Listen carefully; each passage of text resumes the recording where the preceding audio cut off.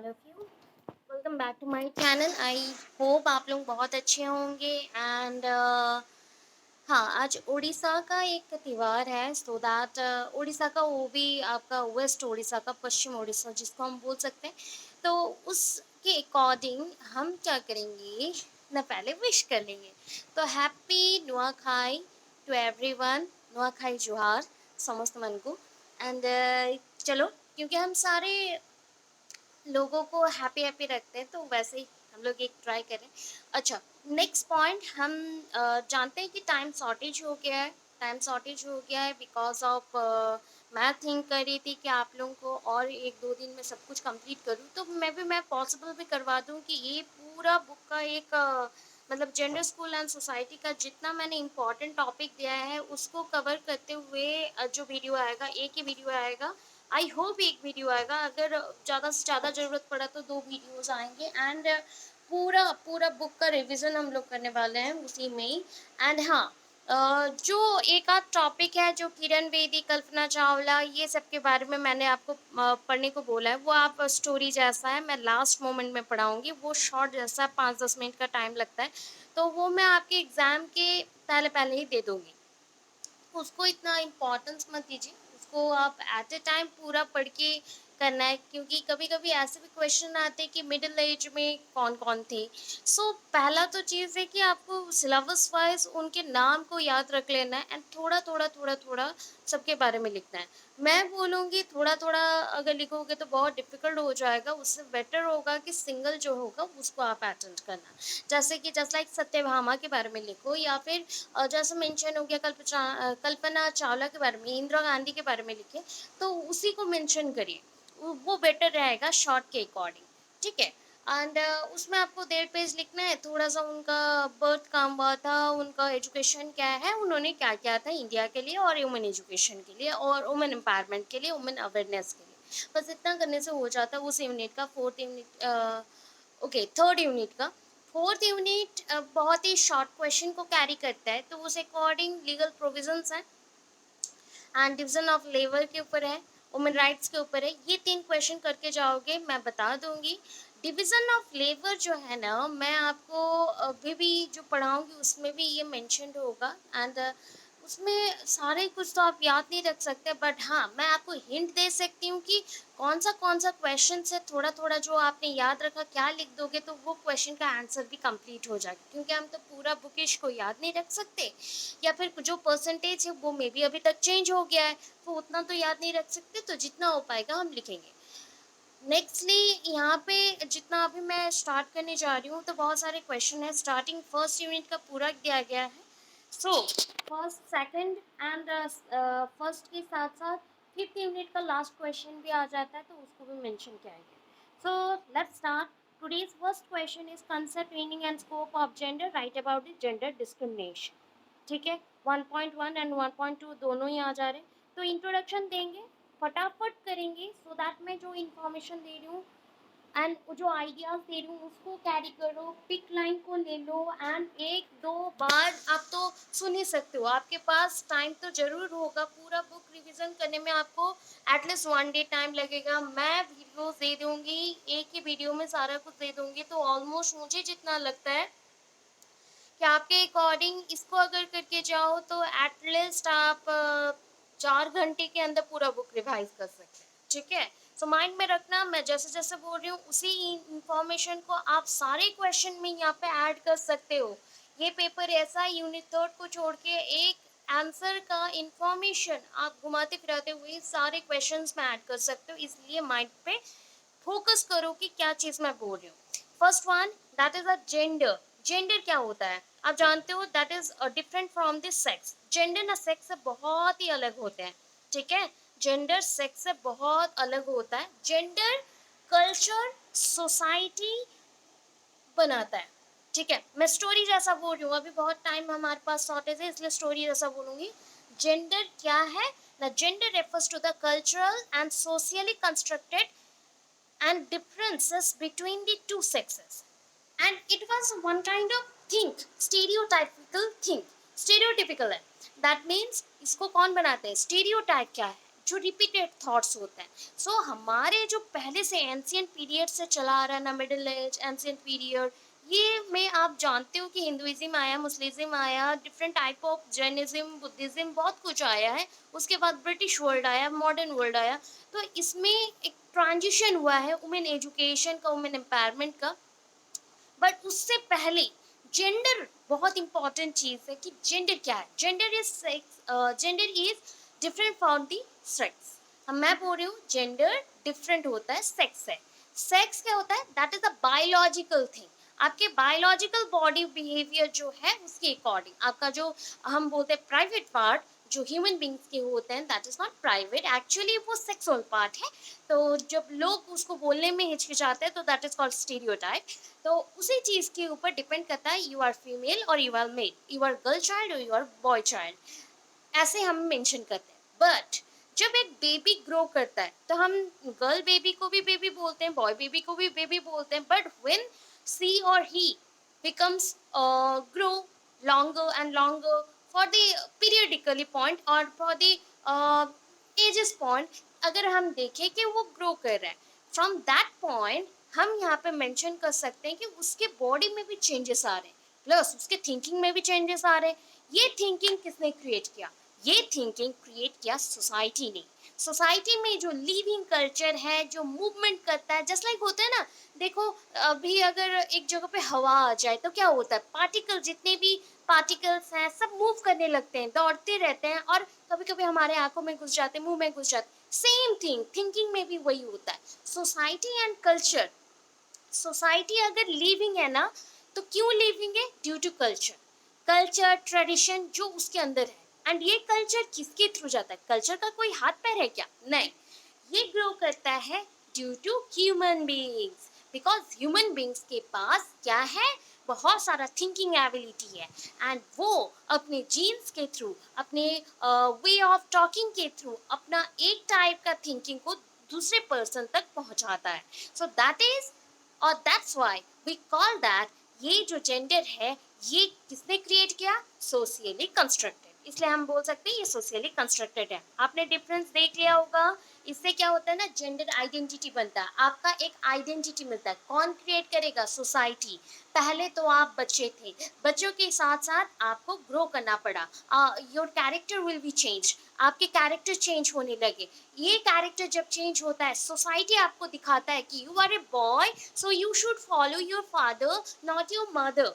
तो आप फॉलो करोगे किसको? फादर को, मदर को नहीं। सो दैट आपको ऐसे कपड़े पहनने चाहिए, बॉय जैसा होना चाहिए। अब बॉयज लिपस्टिक नहीं लगाती, बॉय काजल नहीं लगाते, बॉय हेयर स्टाइल ऐसे करते, लंबे बाल नहीं रखते, बॉयज नेल्स नहीं रखते, बॉयज नेल पॉलिश यूज नहीं करते। तो इतने सारे मैंने बोला, ये सारे सोसाइटी ने बताया उसको। बॉय को कैसे बात करना है, बॉय को ऑलवेज बाहर जाना है, बॉय को ऑलवेज गेम खेलना है। तो ये सारा थिंग है, जितना घर वाला रिस्पॉन्सिबिलिटी हो उसको गर्ल्स को करना है। तो ये हो गया डिफरेंसेस। आई होप आपको पता चल गया। मीनिंग के अकॉर्डिंग डायरेक्ट चलेंगे कि टर्म जेंडर कहाँ से आया। जेंडर टर्म आया है दो वर्ड से। अगर लैटिन वर्ड देखते हैं तो that is from genus. Latin में इसको बोला गया जेनस। जेनस मीन्स भी होता है कीन, शॉर्ट, काइंड, टाइप, मतलब एक प्रकार के आकार में ढलना या ढांचा में ढलना। मतलब आप जैसे देखो, सारे ह्यूमन बींग्स हैं, सबके थॉट्स कहीं ना कहीं मैच करते हो, वो 1% हो एंड 90% हो, कहीं ना कहीं मैच करते हैं। तो इस प्रकार से हम लोग सेम टाइप के जेंडर के हो गए। अगर we think that we are empowered now, तो ये गर्ल होंगे, क्योंकि सारी गर्ल्स अभी यही थिंक करते हैं। अगर बॉय है, so we are economically just like the balance point. हमें बाहर जाना पड़ेगा, सोसाइटी के लिए भी सोचना पड़ेगा, घर के लिए सोचना पड़ेगा, कमाना पड़ेगा। ये थिंकिंग किसका है? मेल्स का है। तो देखो, एक टाइप के ढांचे में ढला जा रहा है। तो ये टर्म आ गया जेनस से। जेंड्री फ्रेंच वर्ड है। जेंड्री का मतलब भी होता है कि इन शॉर्ट, काइंड, टाइप। तो यहाँ पे मेन एंड वुमेन को हमने सोशली कंस्ट्रक्ट कर दिया, उसके अकॉर्डिंग उसको रोल्स भी दे दिए, उसी के अकॉर्डिंग उसको जीना है। एक डेफिनेशन देते हैं, एक एजुकेशनिस्ट ने बोला है। एजुकेशनिस्ट का नाम क्या है? मॉरिसन। क्या नेम है?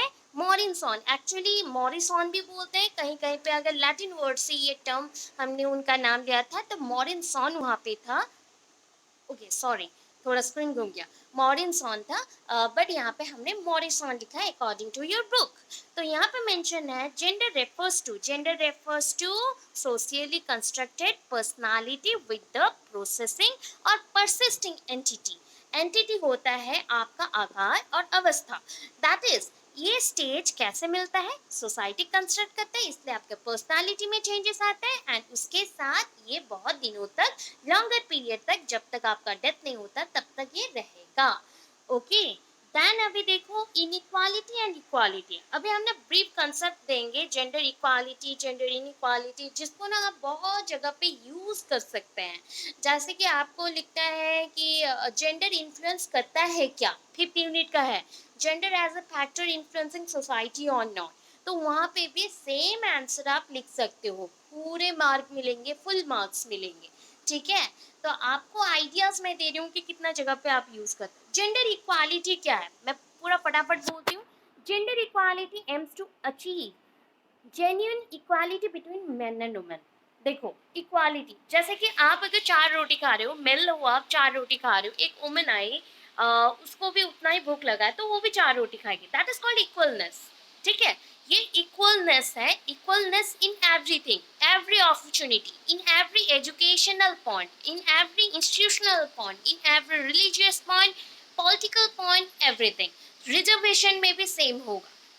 सो इन लोगों को क्या इक्वल मिलेंगे, human rights and societies soil.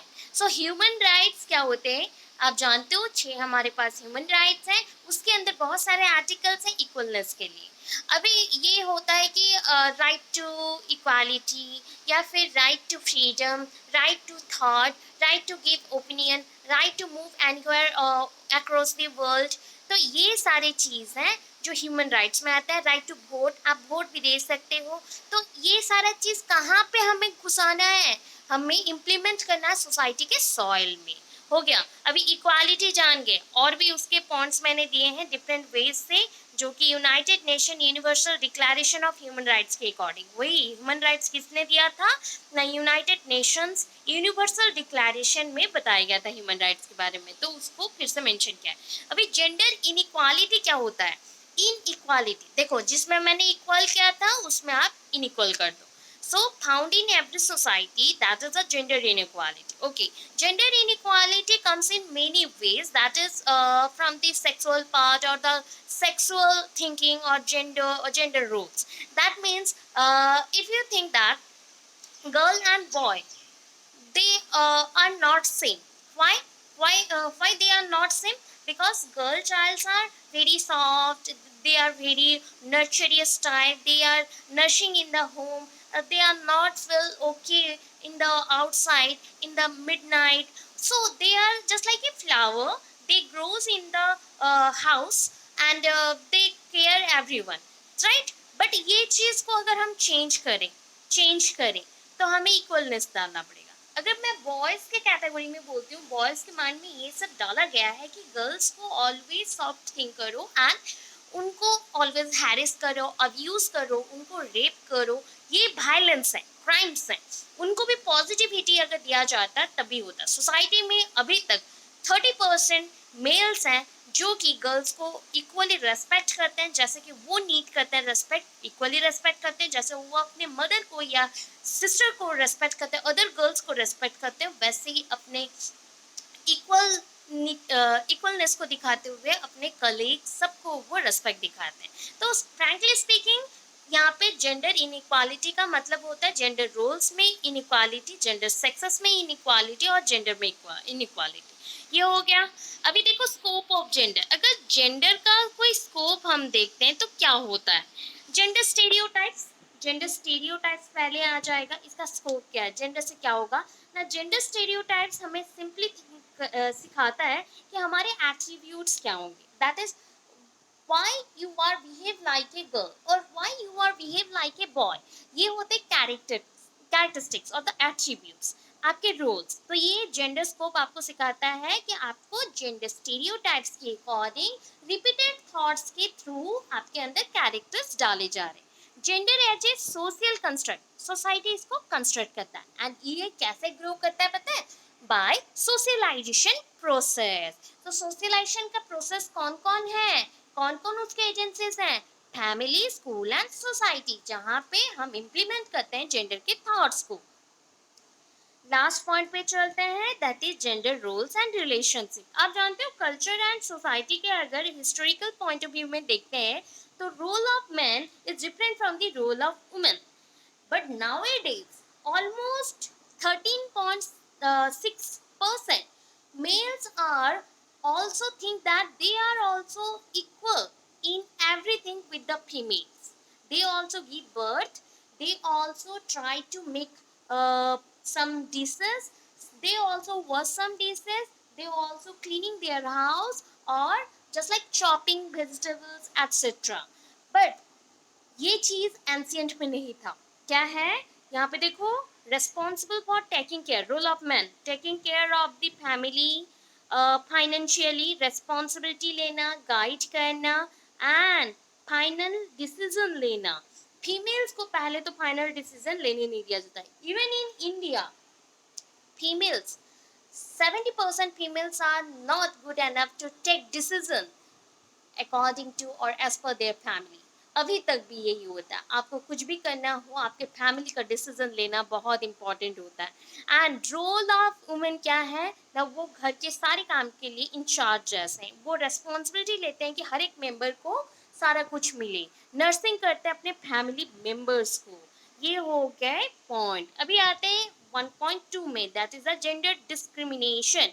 तो फॉर्म्स ऑफ इनइक्वालिटी मैं ना यहाँ पे शॉर्टकट दे रही हूँ आपको, जैसे कि इनइक्वालिटी कहीं पे भी आता है तो आप इसको हमेशा लिख सकते हो। अगर शॉर्टकट आ गया कभी ना, भूल जा रहे हो कोई भी क्वेश्चन, इसको आप ऐड कर सकते हो। आपके माइंड में रहना चाहिए कि इनइक्वालिटी में हमने क्या क्या डाला है। अभी बोलोगे तो ये तो उल्टा हो गया, हम क्या कर सकते हैं, तो मैं ना पॉइंट्स आपको बता दे रही हूँ, उसी पॉइंट्स के अकॉर्डिंग आप पढ़ें। सो थोड़ा सा तो उल्टा करना पड़ेगा, आपका फ़ोन को ही उल्टा कर लेना, क्योंकि पेजेस में मैंने ऐसे लिख दिया था तो गलत वे में आ गया। सो पहला थिंग, पुअर हेल्थ, ठीक है, poor health, then violence, violence and आया देखो डिस्क्रिमिनेशन का और एक point at work, political biases, lack of education, cultural बायस।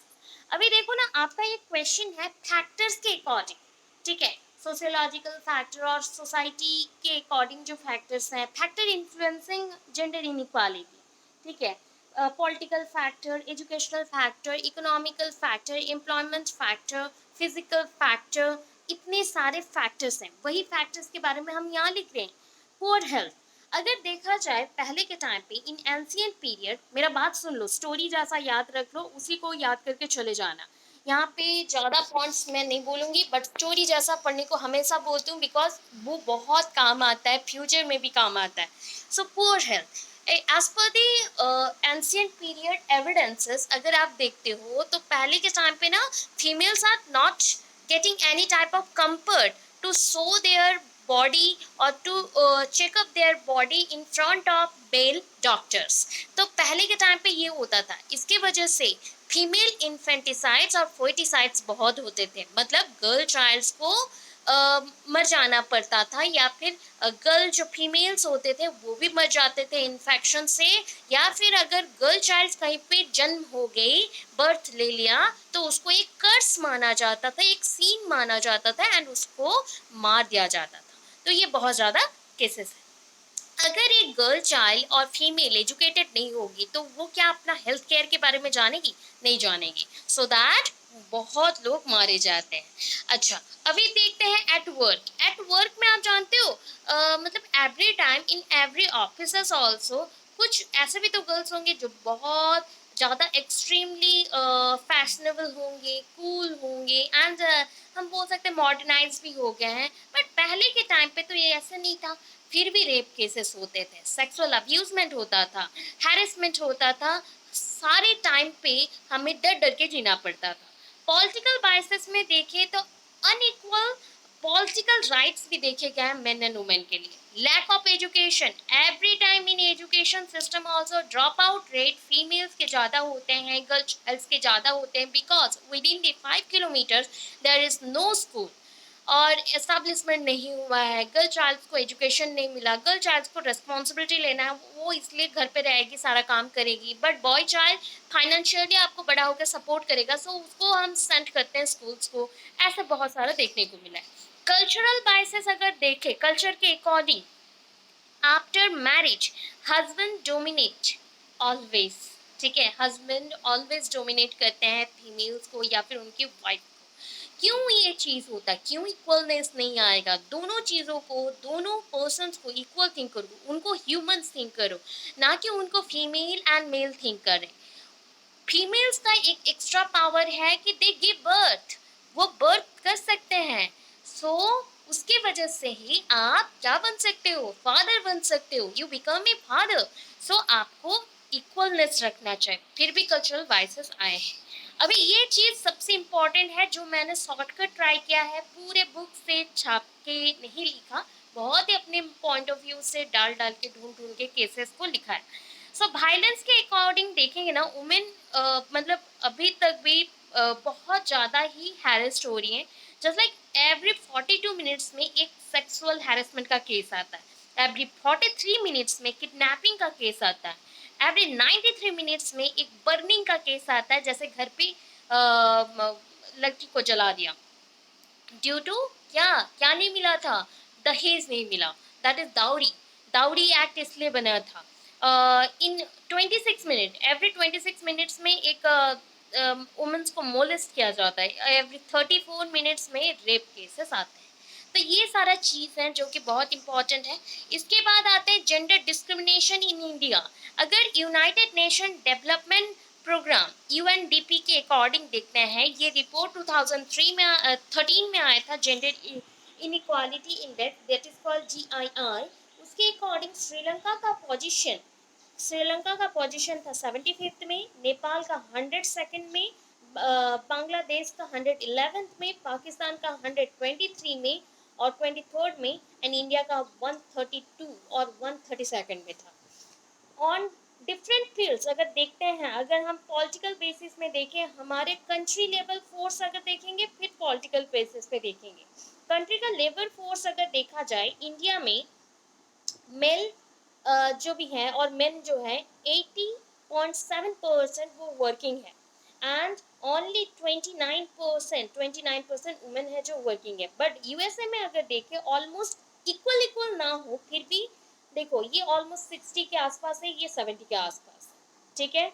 अगर मैं देखूँ इन पार्लियामेंट अगर पोजीशन वाइज लॉ मेकिंग में देखते हैं, इंडिया में 10.9% जो फीमेल्स हैं लॉ मेकर्स हैं, बट पाकिस्तान में 21.1% लॉ मेकर्स हैं। अभी सोचो पाकिस्तान हमसे कितना डेवलप्ड है, नहीं है ना? तो पहले ये चीज़ हो चुका है, अभी इक्वलनेस के लिए ये चाहिए। सो बहुत जगह पे सोसाइटी ये थिंक करता है कि गर्ल्स का जो थिंकिंग एबिलिटी है वो बहुत ही इमोशनल वे में थिंक करती है, या फिर उनका जो हम बोल सकते हैं नॉलेज लेवल है वो वीक होता है। बट ऐसा नहीं है, बहुत सारे पर्सन्स हैं अभी आईएएस बन रहे हैं, आईपीएस बन रहे हैं, बहुत कुछ बढ़ गया है। तो ऐसा थिंक नहीं करना चाहिए, ये ड्यू टू सोशल जो फैक्टर्स हैं और फिजिकल फैक्टर्स हैं और घर पे जो इश्यूज होते हैं उसके वजह से भी हो सकता है। रियल सिनारियो अगर देखा जाए, gender inequality in India very complex system, बहुत सारे अनएम्प्लॉयमेंट एजुकेशन सिस्टम में तो वीक ही है, man performed over the womens, always patriarchy चलता है। एंड अभी देखो बहुत सारे एक्ट्स क्रिएट किए गए हैं जेंडर डिस्क्रिमिनेशन को प्रोटेक्ट करने के लिए, जैसे कि civil right act 1964 title 7 provision of the discrimination employment में, जेंडर बेसिस में कोई भी डिस्क्रिमिनेशन ना हो एम्प्लॉयमेंट के केसेस में, इसलिए ये बना civil right act CRA 1964। Equal credit opportunity, equal work, equal pay, यहाँ पे जेंडर इक्वलनेस रहेगा। आप मेल हो, आप जितना काम करोगे जितना पैसा मिलेगा, एक फीमेल उतना काम करेगी उतना पैसा मिलेगा। Fair housing act, fair housing act means just like provision of the discrimination in sale rental financing of housing based on gender. Male हो फीमेल हो, सबको जैसे गवर्नमेंट जॉब कर रहे हो तो आपको घर मिलता है, सुख सुविधाएं मिलती हैं, वैसा दोनों को ही मिले। इक्वल पे एक्ट, देखो equal pay act, equal work, equal pay, हाँ, regardless of the gender. Family and medical leave, employ given the right to take time off from work for an illness or to care for an ill family member. ये है pregnancy discrimination act, provision of discrimination against women who are pregnant, perceive to be pregnant और who are plan to be pregnant. ये discrimination पहला होता था, अभी भी है। कुछ जगह पे ये बोला जाता है कि एक फीमेल प्रेग्नेंट है तो उनको छुट्टी मिलता है, लीव मिलता है अकॉर्डिंग टू गवर्नमेंट, बट एक मेल को नहीं मिलता, मेल प्रेग्नेंट नहीं होते। मेल सपोर्ट करने के लिए हाँ वो 10 डेज 12 डेज 1 मंथ का छुट्टी ले सकते हैं, बट फीमेल को मदर और मैटरनल लीव दिया जाता है, मैटरनिटी लीव भी मिलता है। अभी देखो need and importance of the gender equality क्यों चाहिए। एनहांस ऑफ इकोनॉमिक डेवलपमेंट, हर एक चीज़ का डेवलपमेंट लिख देना, social development, mental development, equalness in everything, equalness in employment, equalness in education system, equalness in thinking thought, women representation बहुत ही इंपॉर्टेंट होता है। Even in corporate companies also female अभी अगर एक घर संभाल सकते, इतना बड़ा जिम्मेदारी संभाल सकते, तो एक ऑफिस को भी बहुत अच्छे से हैंडल कर सकते हैं। सस्टेनेबल डेवलपमेंट, रूरल डेवलपमेंट, कोई भी ऑर्गेनाइजेशन में पर्टिकुलरली अगर डेवलपमेंट चाहिए, फीमेल्स का डेवलपमेंट करना चाहिए। तो ये हो गया। अभी देखो एक क्वेश्चन है, ये डिफरेंट वे से आता है। Women studies to gender studies paradigm shift बोला गया है। The need and importance of women education, अभी नीड एंड इम्पोर्टेंस तो मैंने पहले ही बोल दिया, उसलिए आपको चाहिए। देखो वुमेन एजुकेशन क्यों चाहिए ये मेंशन है पर्टिकुलरली, अदरवाइज मैंने रीजंस बताए, जैसे डिस्क्रिमिनेशन का रीजंस बताए, वो सारा लिख के भी आप वुमेन स्टडीज इसलिए चाहिए, इसलिए इंपॉर्टेंट, ऐसा भी लिख सकते हैं। तो वही पॉइंट्स यहाँ पे है। Women education refers to every form that aims at improving the knowledge and skill of women and girls. Women education क्यों चाहिए ना, एवरी फॉर्म में वुमेन्स का जो एम है उसको इम्प्रूव करने के लिए, उसके नॉलेज को इम्प्रूव करने के लिए, उसके स्किल्स को इम्प्रूव करने के लिए चाहिए। जेंडर एजुकेशन सबको चाहिए होता है, ठीक है। वुमेन एजुकेशन वुमेन्स को दो, प्लस वुमेन एजुकेशन के बारे में मेल्स को भी बताओ, बट जेंडर एजुकेशन सबको चाहिए होता है इक्वलनेस के लिए। लिबर्टी सबको चाहिए होता है, फैटर्निटी सबको चाहिए होता है। कंसेप्ट ऑफ वुमेन स्टडीज, अगर हम हिस्ट्री के पॉइंट ऑफ व्यू से देखें ना, पहले के टाइम पे वुमेन्स बहुत ही कंजर्व थे, they are not growing that much और they are not participating in every social activities, they are just like a cold storage में सब्जियां रहती है ना, वैसे टाइप के थे, घर पे ही बन रहेंगे वैसे थे। अभी के टाइम पे they need employment, they need their physical appearance in the society, equalness, under development जो थे उसका डेवलपमेंट, इसलिए वुमेन स्टडीज चाहिए। तो कंसेप्ट ऑफ जेंडर स्टडीज क्या होता है, एलजीबीटीक्यू। एलजीबीटीक्यू क्या है, lesbians, gay, bisexual, transgender and questioner groups, सबको पढ़ाना है। Women studies, men studies, LGBTQ studies, सबको एक साथ रखा गया। तो क्या है आपका study of sexuality and the gender, किस किस चीज में इसको इम्प्लीमेंट करना है, medicine, literature, language, geography, history, political science, cinema, media, sociology, laws, ठीक है। अभी इतना सारा डेफिनेशन जो है आपको, ये जो अकॉर्डिंग टू बिहेवियर मेंशन है, ये आप लिख सकते हो।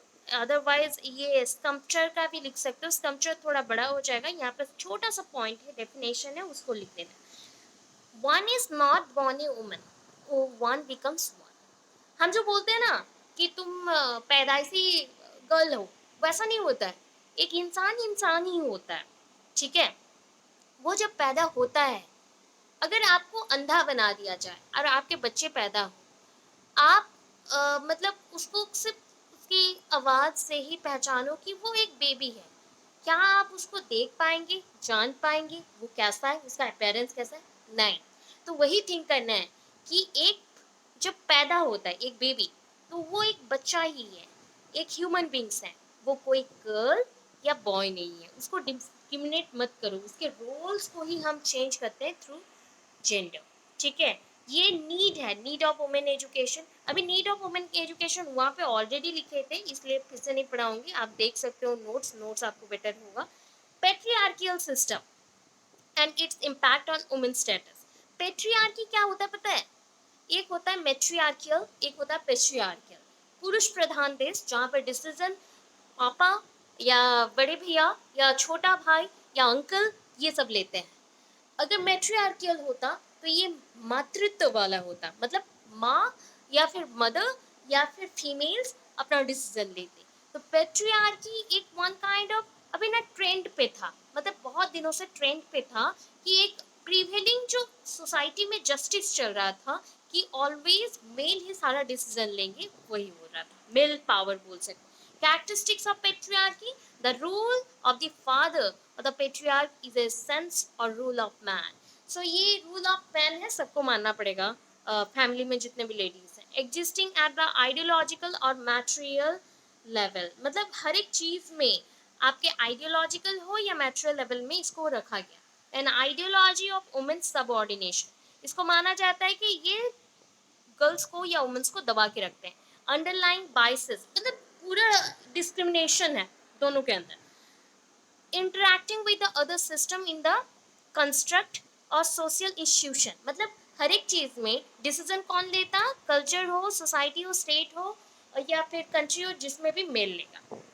Establishment of the male dominance and control of personal relationship, family, society, सब कुछ मेल करेगा।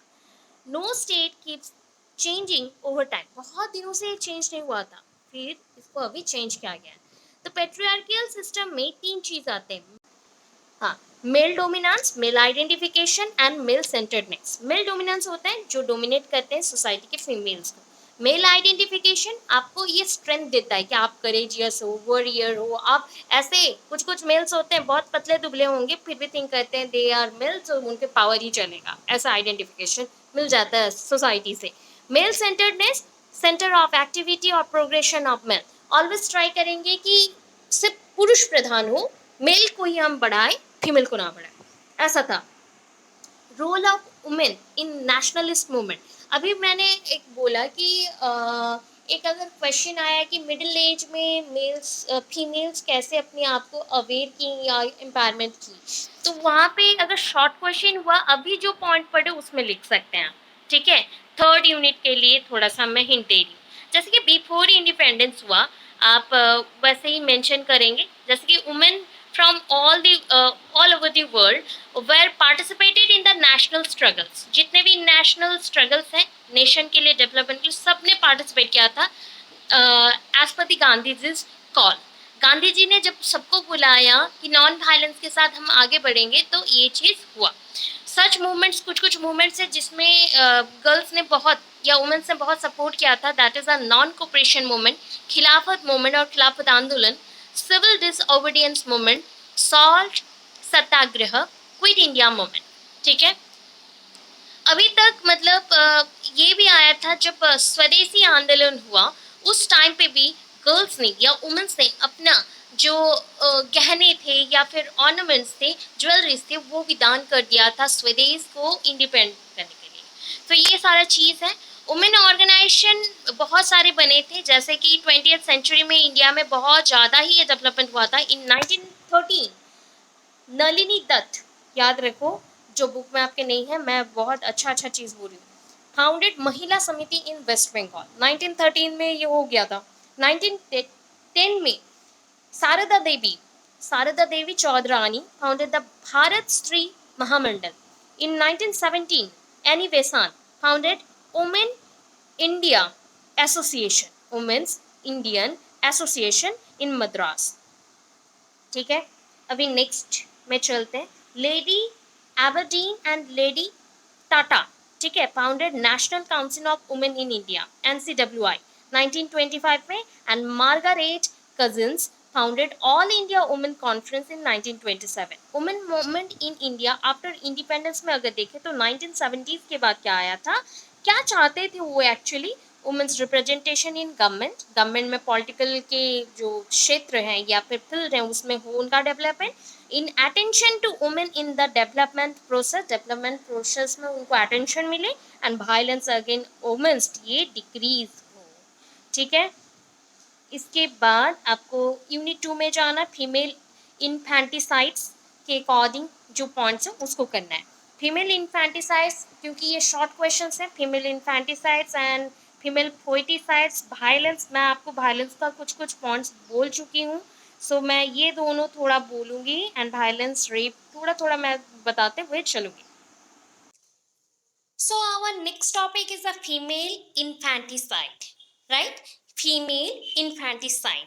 ये अगर इंडिया का हिस्ट्री आप देखना चाहो ना, जितना भी लॉन्ग सेंचुरीज और डिकेड्स हम लोग कवर करके आए हैं, तो female infanticide one of the most मतलब इम्पॉर्टेंट टॉपिक रहा है, कंसेप्ट रहा है कि poverty, dowry system, birth to unmarried woman, deformed infants, feminine or lack of support services, maternal illness such as a postpartum depression are the causes that have been proposed to explain the phenomenon of female infanticide.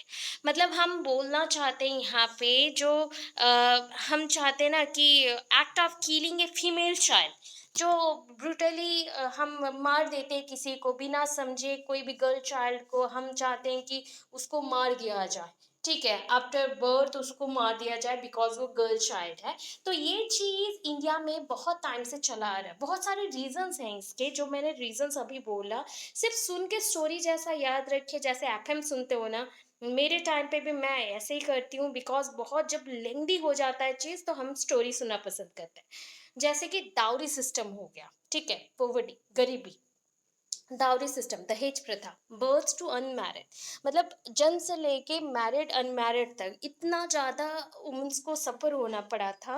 Deformed इन्फांट्स, कभी कभी क्या होता है ना, just like अपाहिज होना, हैंडकेप्ट होना, physically एक स्ट्रक्चर दूसरे स्ट्रक्चर से जुड़ जाना, तो ऐसे टाइम का बहुत ही ज़्यादा हमें इलनेस रहता है, हम बीमार रहते हैं, मैटरनल इलनेस, और सपोर्ट सर्विसेज नहीं रहता तो वीकनेस आती, इसी का रीज़न है female infanticide in India. Female infanticide is a deliberate and intentional act of killing a female child without 1 year of its birth, either directly by using poisonous organic or inorganic chemicals, indirectly or deliberately neglect to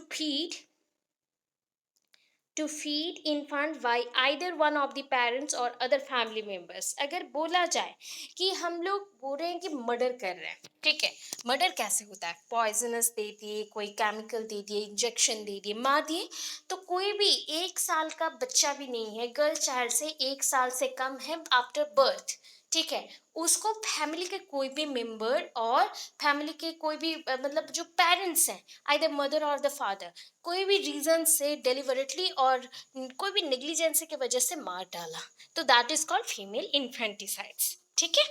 infanticide is a homicide of an infant, मतलब हम बोल सकते हैं one kind of उसको घर पे ही murder कर देना, घर पे ही ज़्यादातर ये मर्डर होते हैं। मेल इन्फेंटिसाइड्स को हम ज़्यादा क्या बोलते हैं, वन काइंड ऑफ प्रिविलेंस देते हैं, या फिर उनको हम सपोर्ट करते हैं, एंड फीमेल को हम मार डालते हैं। तो इसके कॉजेस क्या क्या हैं, अभी मैंने कॉजेस बोला, जैसे कि पॉवर्टी है, जेंडर डिस्क्रिमिनेशन है, लैक ऑफ एजुकेशन है, ट्रेडिशनल प्रैक्टिसेस है, फ्यूचर स्पेकुलेशन, सोच के फ्यूचर का सोच के कि उसका एजुकेशन कैसे करवाएंगे, उसके मैरिज के लिए इतना पैसा लगेगा, उसके दावरी इतना देना पड़ेगा, ये सब सोच के ही डर के मार देते हैं। Women's are viewed as liability, हम सोचते हैं कि वुमेन्स वन काइंड ऑफ ना, वुमेन्स क्या है, अपाहिज है, हैंडीकैप्ड है। ऑब्सेशन फॉर सन, मतलब पागलपन जो होता है कि लड़का ही चाहिए हमें, लड़की नहीं चाहिए, इतने सारे लड़की पैदा करके क्या करे, उसको मार देते, उसके पीछे कौन पैसा खर्च करेगा। Fear of dowry by many poor class families, ऐसे भी होता है, बहुत गरीब फैमिलीज होते हैं जो पैसा नहीं दे पाते, उनकी बेटियों की शादी नहीं करवा सकते, इसी डर से उनको जहर दे के मार देते या फिर जैसे गला दबा के मार देते, ऐसे होता है। और टेक्नोलॉजी जितना बढ़ रहा है ना, sex of a child before birth, ठीक है, मतलब हम लोग डिटरमाइन कर लेते हैं, पहले से ही आकलन कर ले रहे हैं, जान जा रहे हैं कि ये गर्ल होगा या बॉय होगा, उसी में जान के उसको मार देते पेट में। तो ये सारा चीज़ है जो कि हो रहा है, इतना ही लिखिएगा और ज़्यादा नहीं लिखना है आपको, ठीक है। अभी आते हैं फीमेल फोइटिसाइड, ये भी इन्फेंटिसाइड जैसा ही है, बट ये थोड़ा सा हम बोल सकते हैं अल्ट्रासोनोग्राफी एंड फोइटोस्कोपी। फोइटोस्कोपी, फोइटो मीन्स क्या होता है, फीटस, और फोइटस, ठीक है? फीटस बोल सकते हो और फोइटस बोल सकते हो। ये होता है गर्ल चाइल्ड या बॉय चाइल्ड है, जब वो बेबी स्टेज में रहता है पेट के अंदर, कंसेप्शन पीरियड को हम बोलते हैं क्या, कि ये हो गया फीटस। ठीक है? सेल डिवाइड होके जब वो थोड़ा सा ग्रो कर लेता है, जब उसके हाथ पैर निकल आते हैं, तो उसको हम फीटस बोलते हैं। तो ये बर्थ से पहले पेट के अंदर है, उसी टाइम पे हम दो टाइप के प्रोसेस से जान सकते हैं, डिटरमाइन कर सकते हैं कि इनमें एबनॉर्मलिटीज कुछ है क्या। अगर उनमें से कोई अपाहिज है, या फिर उसके पैर हाथ में कोई इशू है, या फिर हम जान सकते हैं कि उसमें मतलब उसके मम्मी ने कोई केमिकल खा लिया या मेडिसिन ले लिया, उसकी वजह से उसके डिफॉर्मिटी आ गए हैं, या फिर ऑब्सेशन फॉर सन।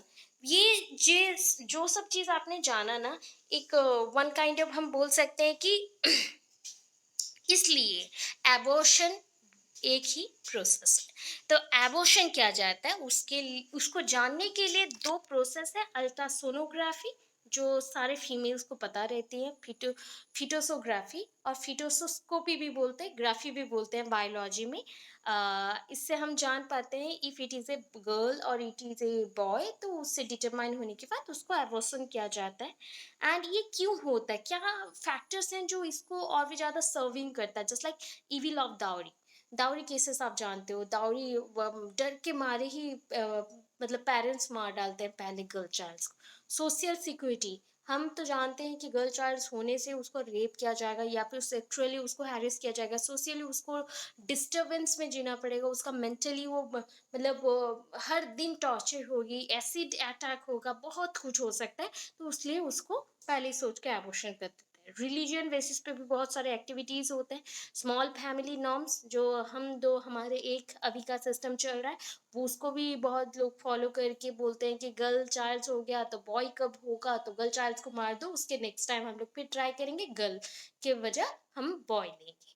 सोसाइटी तो और एक चीज है। तो ये जो पॉइंट्स है ना, मैंने थोड़ा थोड़ा आपको समझाया, वही सारे पॉइंट्स को यहाँ पे थोड़ा थोड़ा करके मार्क की हूँ, आप लिख सकते हैं। जानते हैं इस्लाम धर्म में, that is Islam permits polygamy, मतलब एक इस्लामिक मेल एक से ज्यादा मैरिज कर सकता है। ठीक है? बट ये राइट्स वुमेन्स के पास नहीं है। वुमेन को बहुत कम राइट्स मिला है, बहुत कम लोगों को ही मिला है। शायद हम बोले तो 100 वुमेन्स में से ओनली 10% वुमेन्स को ये राइट्स मिला हुआ इस्लामिक धर्म में। तो ये सारा चीज़ है कि patriarchal system, dominancy, small family norm में देखो 1 और 2 is the norm of the day. आज का टाइम पे 1 या 2, बट नाउ ये किताब बन गया है 7-8 साल पहले, बट अभी का टाइम जो चल रहा है, एक हम दो हमारे एक, बस खत्म। तो इस अकॉर्डिंग आप स्मॉल फैमिली नॉर्म्स जानते हैं। मॉडर्न इंडियन में आप वुमेन्स को अभी competitive on marriage has become more A of A business. आप जानते हो, दो पॉलिटिकल पार्टीज में अगर मैरिज हो जाता है, या फिर दो पॉलिटिकल और पॉलिटिशियंस के अंदर मैरिज हो जाता है, तो वो वन काइंड ऑफ बिजनेस होते हैं। दो फिल्म स्टार्स अगर मैरिज कर लेते हैं तो करोड़ों का बिजनेस होता है। तो ये सारा पॉइंट्स हैं। सो इसका रीजन क्या हो सकता है, आप जान गए। अभी है रिजल्ट्स। इससे रिजल्ट्स क्या होगा, ओनली 5 मेंशन करिएगा, ज़्यादा नहीं चाहिए। Decrease in the female population, but nowadays the female population has become more advanced as compared to the males. Okay, अभी बढ़ गया है नंबर्स, क्योंकि फीमेल्स बहुत ज़्यादा, पहले जो राइट्स नहीं मिलता था, बट अभी भी बीच में क्या हुआ, ड्यू टू लॉकडाउन एंड जो सिचुएशन था, घर पे थे, तो सबने फैमिली प्लानिंग किया। फैमिली प्लानिंग के वजह से सबका गर्ल चाइल्ड्स हो गए ज़्यादा। अभी ऐसा नहीं है कि गर्ल चाइल्ड्स होते हैं, ये बायोलॉजिकली भी कुछ कुछ कंसिक्वेंसेस होते हैं, रिजल्ट्स हैं, कि जिसके वजह से गर्ल चाइल्ड्स आते हैं। एंड ये चीज़ डिपेंड करता है मेल्स के ऊपर, फीमेल्स के ऊपर, ये आपको पता रहना चाहिए। थोड़ा बहुत इन्फॉर्मेशन जब आप बुक पढ़ रहे हो, मतलब डिटेल थोड़ा इन्फॉर्मेशन आपके लाइफ में भी हेल्पफुल होनी चाहिए। Then adverse effect on women's health, physically, internally, emotionally होता ही है। कभी कभी अगर एबॉर्शन हो जाता है या फिर एबॉर्ट करना पड़ता है, तो क्यों होता है? क्योंकि बच्चा मर जाता है पेट के अंदर। क्यों? क्योंकि वुमेन्स का जो भी मदद थी, उनका फिजिकली कंडीशन अच्छा नहीं था, वो खाती पीती नहीं थी, मेडिसिन कुछ भी ले लेती थी, मेंटली वो अब्यूज हो रही थी। सो ये सारा चीज़ें हैं जो एक्सप्लॉइट करते हैं उनको, leads to women trafficking also. Kidnapping का केस बढ़ रहा है, लड़कियों को बेच दिया जा रहा है मैरिज के लिए, बिकॉज लड़कियों का नंबर बीच में कम हो गया था। Suicide rates in women will increase, अभी डे बाय डे ये इंक्रीज हो रहा है। प्रिवेंटिव स्टेप्स अगर लेना चाहते हैं, कुछ कुछ women's rights, women regulation provisions, short short words लिखिएगा, ज़्यादा कुछ नहीं। Women empowerment, women empowerment approaches, different type of NGOs programs, and publication of different type of articles related to women on medias। बस इतना मेंशन कर दीजिएगा, मैं shortcut करके बताई, ठीक है, इसको सुन लीजिएगा। अभी देखिए नेक्स्ट आता है क्राइम अगेंस्ट वुमेन्स। अब तो यहाँ से जान गए कि बहुत सारा चीज होता है। अब जो इन्फॉर्मेशन पढ़े हो ना, वो आप इसे पोइटिसाइड्स को हटा के क्राइम अगेंस्ट का लिख दोगे तो भी चल जाएगा। तो हम डायरेक्ट आते हैं, ये तो आप लिख दोगे कि क्या क्या क्राइम्स हो रहे हैं, आपको पता है। But crimes under the Indian penal code, penal code के अकॉर्डिंग क्या क्या है जानते हो? ये सेक्शन 376 है। मैं अभी कुछ टाइम के लिए ज्वाइन की हूँ, just like forensic department. And यहाँ पे हर दिन हमें नॉर्मली, अगर मैं 6-7 केसेस सॉल्व करती हूँ, उसमें से 2 केसेस रहता है ऑलमोस्ट रेप का, अब्यूजमेंट का, मर्डर का, ठीक है, इनमें चांसेस रहते हैं। पोक्सो एक केस है, STSC डेवलपमेंट एक्ट के अकॉर्डिंग जो अंडर 16 और अंडर 18 होते हैं उनको रेप किया जाता है, तो उनके लिए सेक्शंस लगते हैं। तो वैसे ही है रेप का सेक्शन है 376। सारा याद नहीं रख सकते, 5 या 6 याद रखना है, ठीक है। अटेम्प्ट टू कमिट रेप, मतलब रेप नहीं किया गया है बट कमिटेड है हम लोग कि करेंगे, तो ऐसा में होता है सेक्शन 376 एंड 511। ये स्लैश मतलब ऐसा नहीं है, हम जैसे एंड लगाते हैं ना, तो यहाँ पे सेक्शंस में जब अंडर सेक्शंस लगते हैं तो उसमें स्लैश मारा जाता है कि ये सब लग रहे हैं, ये IPC इंडियन पेनल कोड बोला जाता है। किडनैपिंग एंड एबडक्शन वुमेन, जैसे ही देखो कितना सारा है, 363, 364, 364A, 366। Kidnapping and abduction under section 363। Kidnapping मतलब पहले किडनैप कर लिया उसको, हमने मोलेस्ट किया, अब्यूज किया, उसका मर्डर कर दिया, तो ऐसे में 363 लगता है। बहुत सारे रीजंस हैं, मैं कुछ बोली यहाँ पे। फिर दाउरी डेथ में आ जाओ, दाउरी के लिए भी डेथ होता है। मैंने खुद सामने देखा है 2-4 केसेस। दाउरी की वजह से पहले हस्बैंड आके मारपीट करते हैं, उसके बाद इतना टॉर्चर होता है, लड़की सह नहीं पाती है, खुद को ही आग लगा देती है, मर्डर कर लेते हैं, मर्डर भी हो जाता है। सो ये होता है दाउरी डेथ, सेक्शन 304B। याद रहा, 376 से हम लोग ने स्टार्ट किया, ओके, 376, देन आया 376 एंड 511, देन आया 363, 64, 66, 64A, देन यहाँ पे आया 304B, ठीक है। सेक्सुअल हैरेसमेंट का देख लो, क्योंकि इससे पहले का जो पॉइंट है ये आपको याद नहीं रहेगा, बहुत बड़ा हो गया। सेक्सुअल हैरेसमेंट 354A, 354A, ठीक है। 354A के अकॉर्डिंग और एक भी मेंशन है, ये नहीं लिखना पड़ेगा, इसको कर लेना, छोटा छोटा कर लेना। देन है और एक वोयूरिज्म, वोयूरिज्म, वोयूरिज्म भी वन काइंड ऑफ होता है कि उसको सोशली हम डिप्रेस्ड कर रहे हैं बहुत सारे टॉर्चर करके, तो 354D होता है। अदर्स बहुत हैं।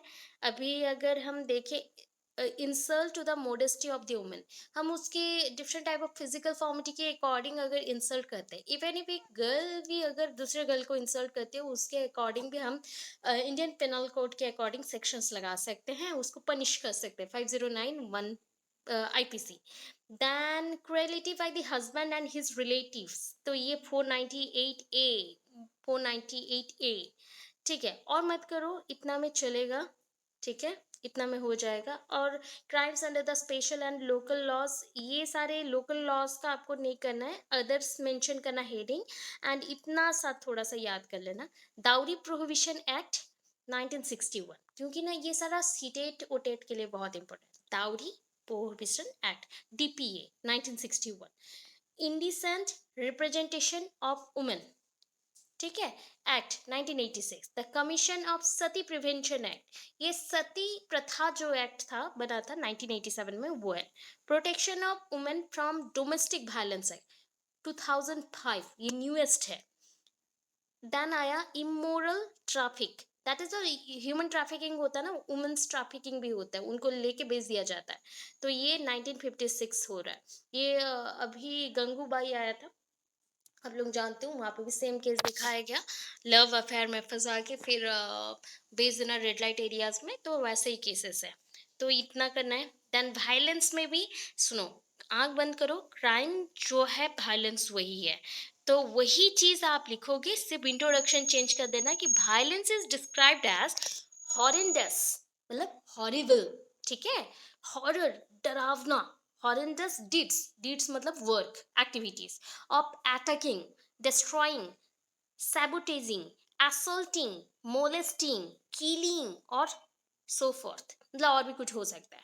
मतलब हम लोग जो चीज करते हैं उसके साथ टॉर्चर करना, मारना, मोलेस्ट करना, रेप करना, बहुत सारे ऐसे चीज है। जस्ट लाइक अगर अभी का कुछ इंडियन पिनल कोड के अकॉर्डिंग जो आया था, हाई कोर्ट ने एक दिया था, उसके अकॉर्डिंग अगर एक हस्बैंड वाइफ है एंड मैरिज के बाद भी फिजिकल रिलेशनशिप कर रहे हैं, अगर फीमेल का इंटेंशन नहीं है या फिर इंटरेस्ट नहीं है, अगर मेल फिर भी उसको फोर्सफुली करता है, दैन इसको वन काइंड ऑफ हम रेप थिंक करते हैं। अगर अंडर 18 गर्ल चाइल्ड है एंड बॉय 18 प्लस है, वो लोग फिजिकल हो रहे हैं, तो ये भी रेप होगा।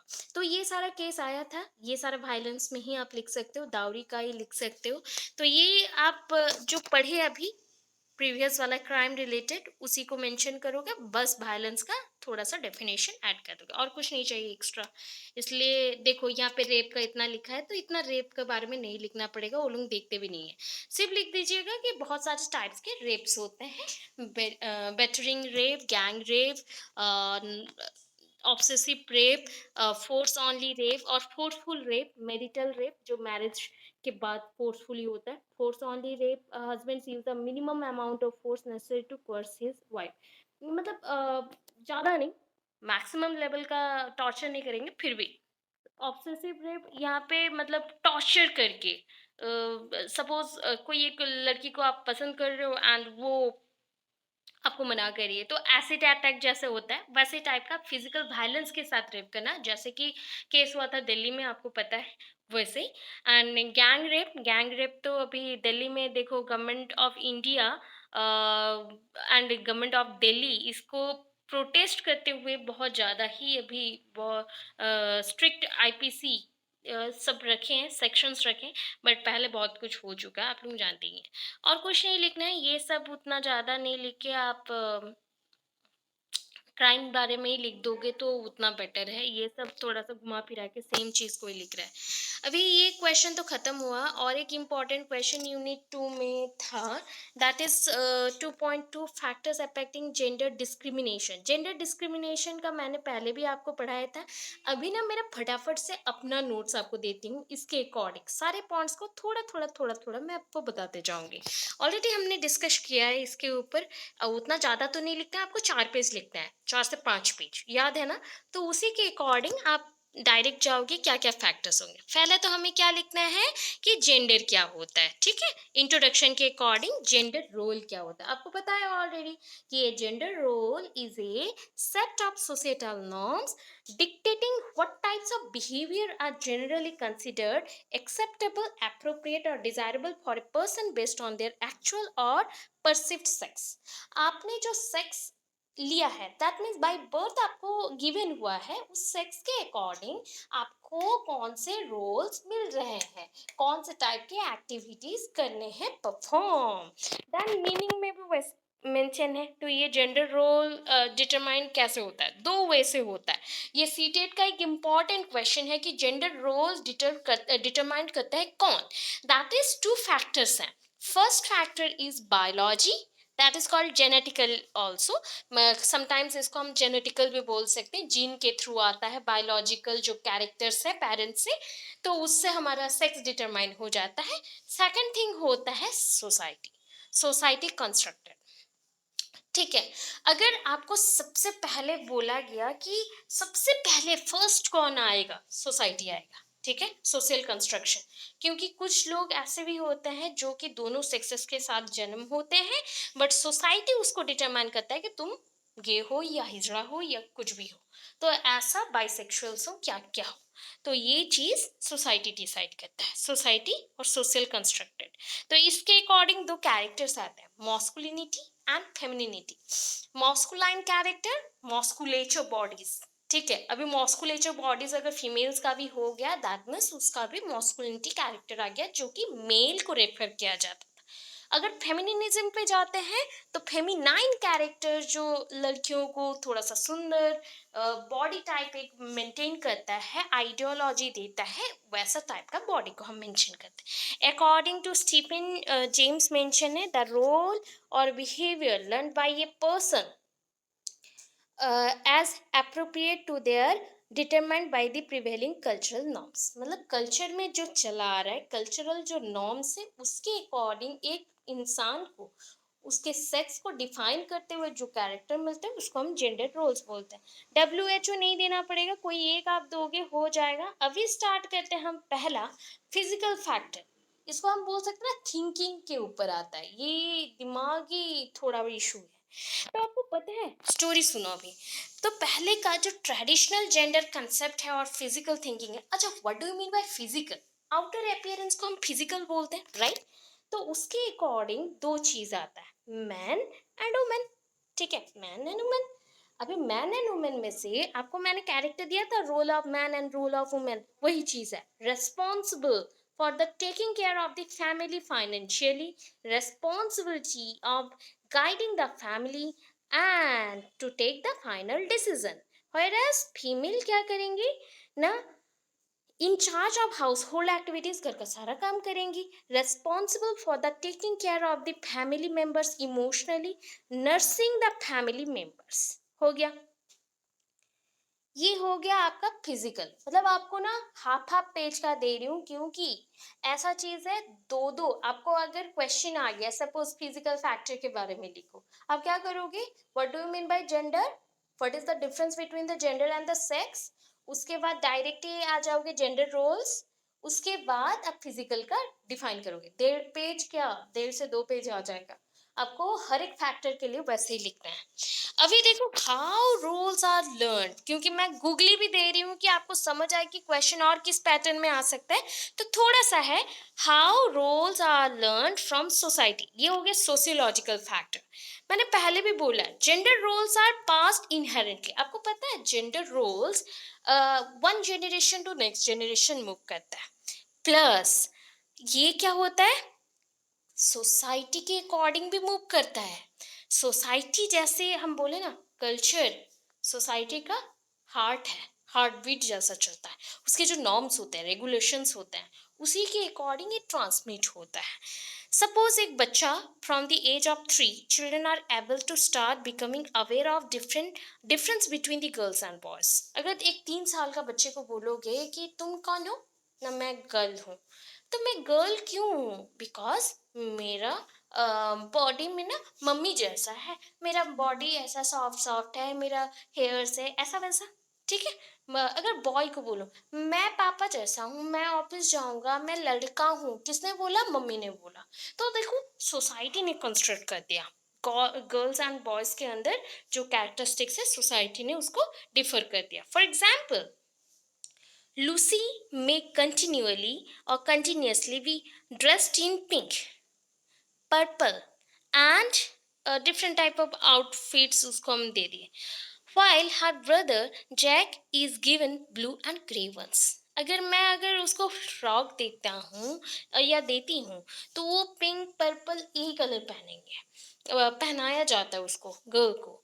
अगर वो बॉय है, ब्लू ग्रे, स्पेशली ये सारा कलर उसको डेजिग्नेट किया गया है। ऐसा ही है, उसका आइडेंटिटी क्रिएट हो रहा है, बच्चा का आइडेंटिटी क्रिएट हो रहा है बाय सोसाइटी। अभी आते economic and employment factor. Gender roles के बारे में थोड़ा आपको पता चल गया। Traditionally many western societies have believe that women's are more nurturing than men. मतलब घर का सारा काम करना जानती है, केयरिंग करना चाहती है than man. Therefore there is a statistical data to prove that the women are not same with men.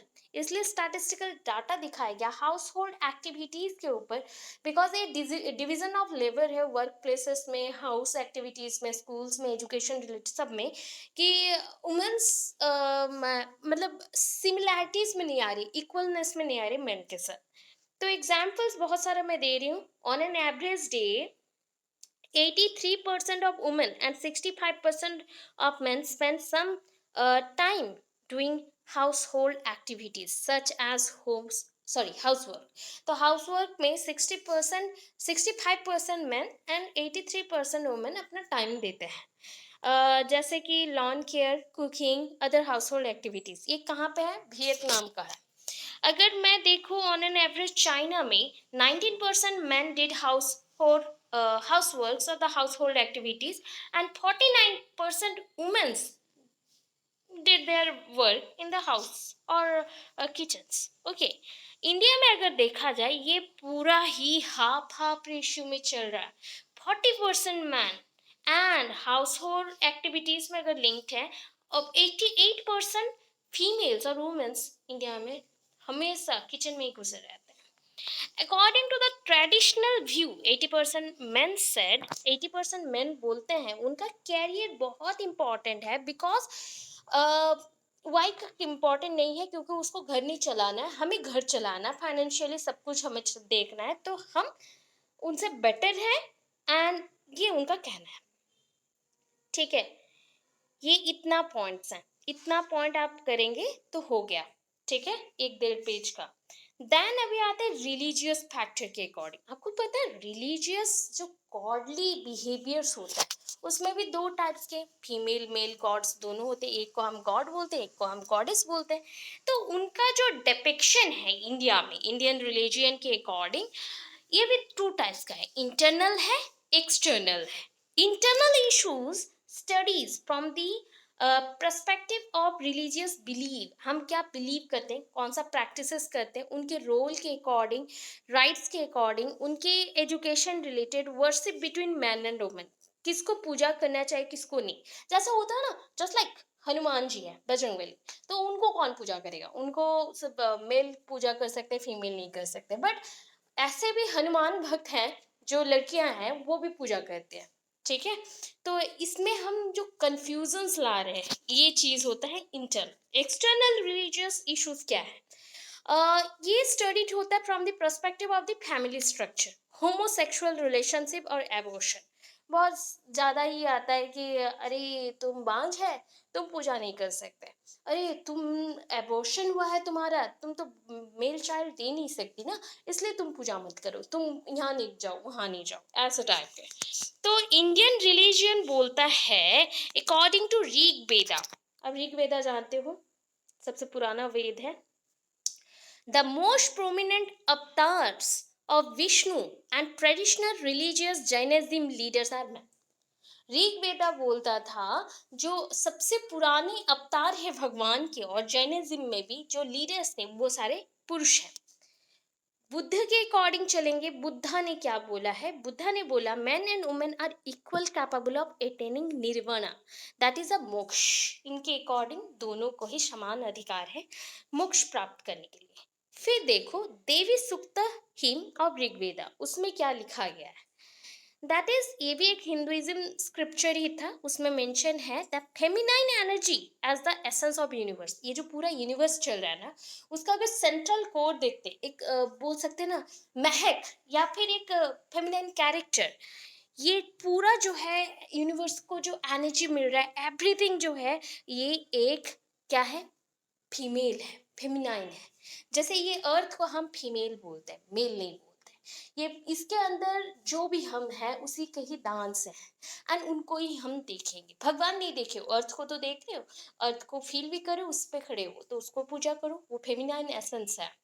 ठीक है, women's are celebrated as powerful in some Devi Bhagavat Purana. मतलब हम जो बोलते हैं गीता वही है, बट ये देवी भगवत गीता है. मतलब यहाँ पे थोड़ा सा पार्ट पुराण में देवियों के बारे में भी मेंशन है, तो वहाँ पे बोला गया वो सबसे पावरफुल है, उनको पूजा करना चाहिए. इन medieval era Hindu texts present diverse picture of duties and rights of female from the Brahma marriage to Gandharva marriage. सो आप जानते हो मिडिवल ईरा में बहुत सारे सैंग्र सभा होते थे वहाँ पे कौन से ग्रुप को मैरिज ब्रह्म मैरिज होता था तो कौन से ग्रुप को गंधर्व मैरिज सैंग्र सभा में भी बुलाया जाता था, ऐसा होता था. इन हिंदुइज्म अगर गॉडेस को हम देखें, goddess is views at the central of Shakti और साइबर. In other views Brahmans are genderless, Brahmans को जेंडरलेस बोला गया इसलिए वो सबको पूजा कर सकते हैं.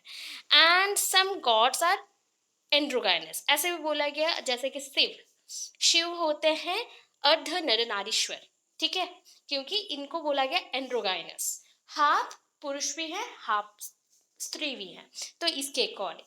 तो ये सारा पॉइंट्स लिखे, थोड़ा यूनिक लगेगा, आपका जो आंसर है वो घिसा पिटा थॉट पे ही चल रहा है तो इसलिए मैंने चेंज किया इंफॉर्मेशन. अभी देखो पॉलिटिकल फैक्टर, तो लॉ मेकिंग वाला याद है ना, उसको यहाँ पे ऐड कर सकते हो. Every political party in India across the world has more number of males than the females in its member in Lok Sabha, Rajya Sabha और parliament also in law making also. आप जानते हो कि पूरे world में mails ज़्यादा हैं females कम है. In the 15th Lok Sabha election, ठीक है, out of total just 59 were women candidates as a member of parliament. It rose a percentage 10.7. On the other hand, at rural level, अगर रूरल लेवल में पंचायती राज का number देखते हैं women's का, ये धीरे धीरे इंक्रीज कर रहा है. Just like in Madhya Pradesh, Himachal Pradesh, Bihar, Uttarakhand have increase the percentage, reservation percentage 50% from 33. पहले 33 था, अभी 50% है, अभी और भी इंक्रीज हुआ है, 60% ऑलमोस्ट हो गया है. यहाँ पे थोड़ा लिखे. And to change the position of the women in politics, अगर पॉलिटिक्स में इनका चेंज करना चाहते हैं तो इनको इंडिपेंडेंट विनर बनना पड़ेगा, इनको एजुकेटेड करना पड़ेगा, इनको पॉलिटिक्स के बारे में बताना पड़ेगा. क्योंकि अगर वो एक लड़की एक घर चला सकती, इतना बड़ा बड़ा डिसीजन ले सकती, एक बेबी को बर्थ कर सकते हैं, तो ऑब्वियस है कि उनको अगर सपोर्ट मिले वो अच्छा डिसीजंस मिलेंगे, वो भी पावरफुल वे में भी काम करें. तो इक्वलनेस रखो, इक्वलनेस से बहुत सारे इश्यूज भी सॉल्व हो जाएंगे. Legal factors equal treatment of women and man, ये आपको मैंने एक पढ़ाया था अभी कुछ टाइम पहले ही, जो equal work for equal pay, ये हुआ था, आपका एक्ट है इसके ऊपर भी. एंड इस एक्ट के अकॉर्डिंग अगर लॉज बनाए गए हैं तो वो लॉज है एम्प्लॉयमेंट के लिए, एम्प्लॉयमेंट में भी आपको लीगली इक्वलनेस दिए जाएंगे, इक्वल राइट्स मिलेंगे, इक्वल अपॉर्चुनिटीज मिलेंगे, ठीक है, इक्वालिटी इन जेंडर मिलेगा, इक्वलनेस इन एवरीथिंग मिलेगा, ठीक है. तो यहाँ तक आपका हो गया पॉइंट. अभी देखो ना, एक चीज है protection under the equal remuneration act, तो अभी जो मैं बोल रही थी वही चीज है. 1976 का equal remuneration act, that is called ERA in the short form. इससे बोला गया है एम्प्लॉयमेंट जो डिस्क्रिमिनेशन था इसको हटाया गया and equal pay for equal work दिया गया. मतलब मेन एंड वुमेन जो भी वर्कर्स हैं उनके डिवीजन ऑफ लेबर के अकॉर्डिंग जो भी वर्क मिला है उन दोनों को सेम से पेमेंट दिया जाएगा, सेम फैसिलिटीज मिलेंगे. तो ये हो गए पॉइंट. एम्प्लॉयमेंट फैक्टर पहले ही हम लोग पढ़ चुके हैं. अभी लास्ट, इस यूनिट का लास्ट इम्पॉर्टेंट टॉपिक जो बहुत इम्पॉर्टेंट है, अगर एटलीस्ट आप 3 यूनिट्स को कंप्लीट करके जाते हो अच्छे से, ठीक है, अच्छे से बोल रही हूँ, तब तो एक लॉन्ग क्वेश्चन तो मिल ही जाएगा. फर्स्ट 2 यूनिट अच्छे से करो, वहाँ से एक लॉन्ग क्वेश्चन जरूर मिलेगा. एंड बाकी सारी यूनिट से जो जो मैंने सिलेक्ट किया है शॉर्ट क्वेश्चन के लिए पढ़ लो, बेटर रहेगा आपके लिए. And rural urban tribal societies in relation to girls education, आपको मुझे पता है आप लोग सब मिक्स करने वाले हो, फिर भी मैं बोल दूँ जो जो पॉइंट्स आ रहे हैं सब में, तीनों में आप क्या क्या लिख सकते हो. जस्ट लाइक जेंडर के बारे में थोड़ा लिखिए, सेक्स रिलेटेड पॉइंट्स को हाईलाइट करिए, जो क्राइम्स हो रहे हैं उसको थोड़ा हाईलाइट करो, जो जिससे आपको कम पढ़ना पड़े. ये पॉइंट्स को ना बुक में पढ़ते वक्त लिख लो, ठीक है, एक ही दिन में सारा प्रिपरेशन हो जाएगा, इस बुक का प्रिपरेशन खत्म हो जाएगा. तो इनको लिख लो, इसके बाद परसेंटेज लिख लो, बस खत्म हो गया, examples and percentage. So education is one of the composite single variable which has a capacity to transfer many or turning in favor of girls, more especially so in the rural India. Rural India mention किया गया, फिर उसके बाद urban लिखना, फिर आप tribal लिखना, बस वर्ड चेंज कर दो. एजुकेशन ऐसा एक कॉम्पोजिट सिंगल थिंक है, वेरिएबल ऐसा है जो कि एजुकेशन में एडिशन होते होते बहुत सारी चेंजेस आते हैं, लॉट ऑफ चेंजेस आता है. उसी चेंजेस के साथ स्पेशली गर्ल्स के फेवर में हम बहुत सारे चेंजेस कर सकते हैं और एक्टिविटीज कर सकते हैं उनके डेवलपमेंट के लिए. इतना पॉइंट मेंशन किया. अगर मैं रूरल एंड बैकवर्ड एरियाज में जाता हूँ, दैट इज ट्राइबल एरियाज में जाता हूँ, तो there is one kind of biggest fear that educating girls or educating girls that is related to prevalent practices of the exploitation and violence against women. पहले का माना क्या जाता था पता है, रूरल एरियाज में और ट्राइबल एरियाज में अगर गर्ल चाइल्ड्स पढ़ लेती हैं, बड़ी हो जाती हैं, पढ़ लिख के एजुकेटेड हो जाती है, दैट मीन्स उनके हस्बैंड मर जाएंगे, क्योंकि बचपन में ही मैरिज होता था. तो अच्छे से अगर शिक्षित हो जाए, एजुकेटेड हो जाए, लिटरेट हो जाए, दैन उनके हस्बैंड मर जाएंगे या फिर उनके घर पे कोई मर जाएगा. ये एक पुराना चीज था. ये हो गया वायलेंस अगेंस्ट वुमेन्स, इसलिए उनके एक्सप्लॉयटेशन का जिम्मेदारी है अनएजुकेशन. ठीक है, यहाँ पे मेंशन किए. देन आते 1986 में नेशनल पॉलिसी ऑन एजुकेशन का सबसे बहुत अच्छा पॉइंट आया, vocational education. Vocational education diversified होके गर्ल्स एजुकेशन को भी प्रमोट किया, प्लस वोकेशनल करने के लिए ट्राई किया एंड प्रोफेशनल ट्रेनिंग प्रोग्राम भी हुआ. स्पेशल स्कूल्स ओपन हुए और एक 1990s में नेशनल एक्शन प्लान बना जो कि प्रोटेक्शन सर्वाइवल डेवलपमेंट, ये तीन वर्ड यूज कर लो.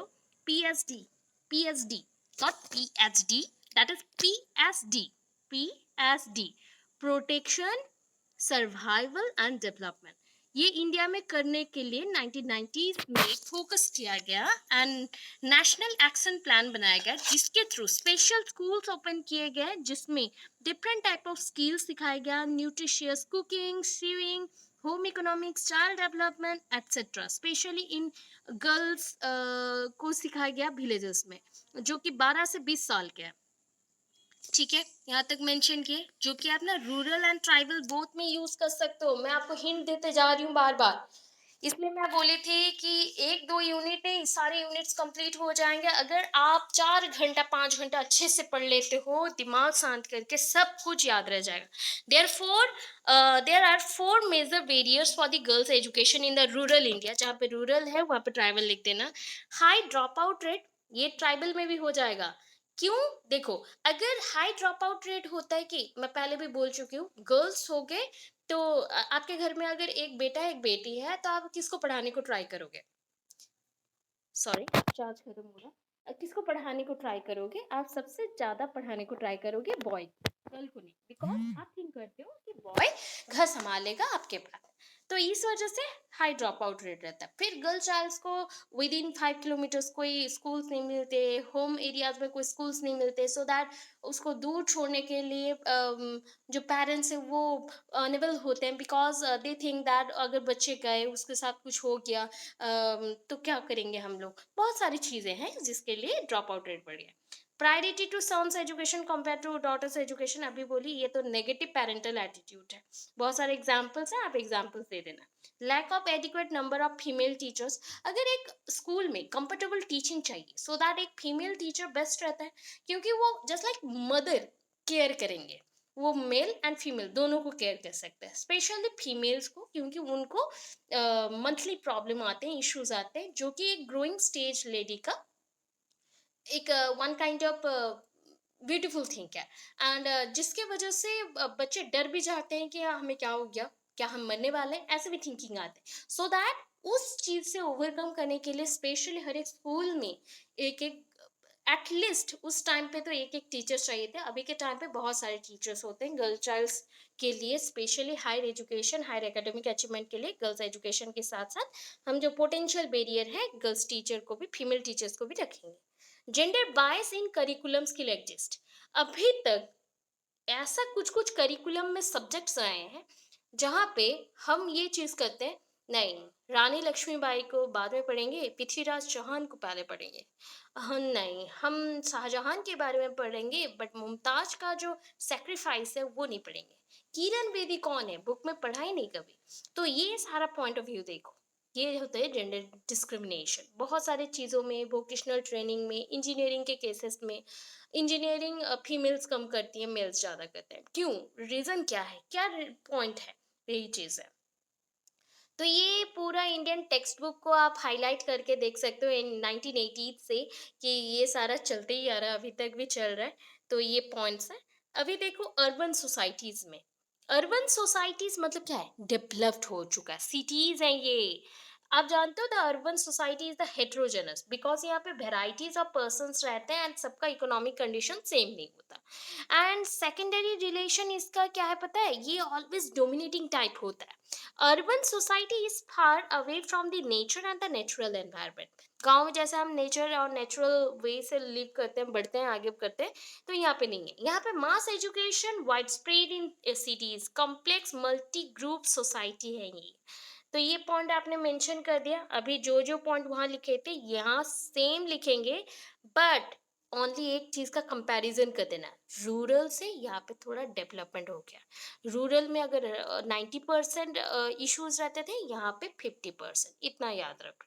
ठीक है, तो हम एग्जाम्पल में डायरेक्ट आ रहे हैं। The female literacy rate as per census 2011, जनगणना जो हुआ था 2011 में, तो highest rate female literacy rate Kerala में थे 92%, फॉलोड बाय उसके बाद मिजोरम, लक्षद्वीप, त्रिपुरा, गोवा। हायर देन ये 80% है। सबसे लोएस्ट फीमेल लिटरेट रेट था राजस्थान में। बस इतना ही लिख दीजिएगा।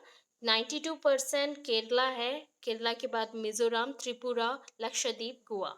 ठीक है, ये 80% अबव है, सबसे ज्यादा केरला है। ये है शॉर्ट क्वेश्चंस, ठीक है, 1 मार्क क्वेश्चन आता ही है जीके का। क्योंकि आप सिर्फ सीटेट क्लियर करने से नहीं होगा, सीटेट के बाद भी आपको KVS, NVS, D triple S B, बहुत सारे एग्जाम्स आ रहे, इसरो की तरफ से आ रहे, एडब्ल्यूईएस की तरफ से आ रहा है, जेटी आ रहा है, बहुत सारे एग्जाम्स आ रहा है, सब में जीके है। तो जीके में भी आपको हाईलाइट करते हुए जाना है, आपके माइंड को खुलते हुए जाना है। तो इसके बाद पता है आपको, अगर मैं देखूं केरला में लिटरेसी रेट बहुत हाई है, राजस्थान में सबसे कम 52% है।